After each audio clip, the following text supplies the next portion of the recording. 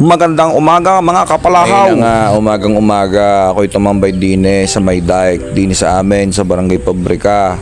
O ay kita mo ga, napakaganda ng sikat ng araw. Parang sinasabi sa iyo na may magandang bukas na naghihintay sa iyo. Tingnan mo ga, napakaganda at kalmang-kalma ang ilog ng Lubo.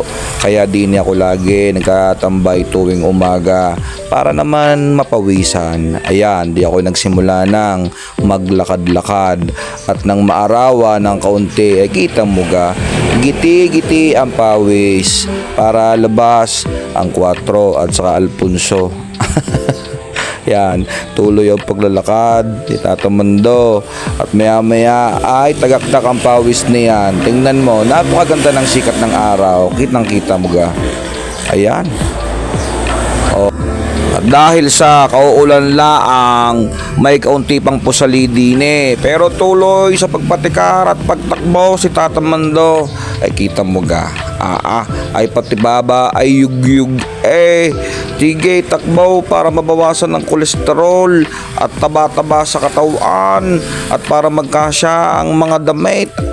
Sa bagay 36 ng bayawang ay ari na nga ang lagay, wet na mula ulo hanggang paa.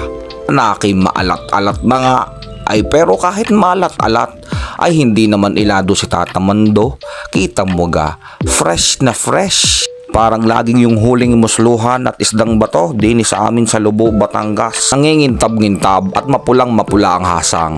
Ay di are, uupo muna, hihinga ng malalim at dadamahin ang napakasarap at sariwang hangin din sa ilog ng bayan ng Lubo, Batangas. Talaga namang napakaganda kung pananatilihing malinis at maganda ang kalikasan natin ay talagang tayo rin ang magbebenepisyo sa mga ganitong mga tanawin sa ating mahal na bayan ng Lubo.